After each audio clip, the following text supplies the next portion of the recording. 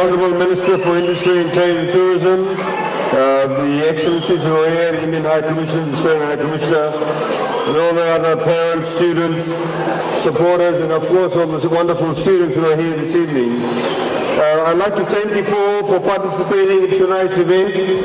As you know, we had Cycle Winston a few months ago.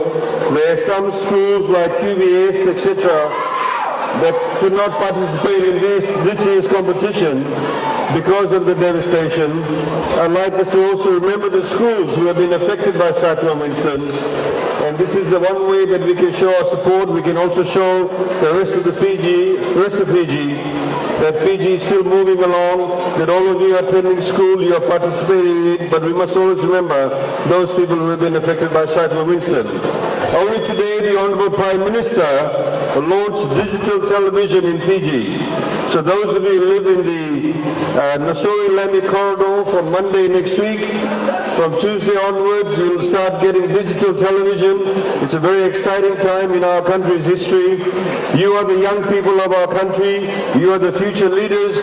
This is why, for example, we are promoting Fijian made by Fijian, because if we all support each other, we support the products, we support Fijian businesses, we support all the schools, then Fiji will become a much better and a much brighter and a prosperous place for all of you. And we are doing all of this to celebrate the wonderful talent that exists amongst you, to be able to showcase to the rest of the country and the rest of the world that we have such fantastic talent.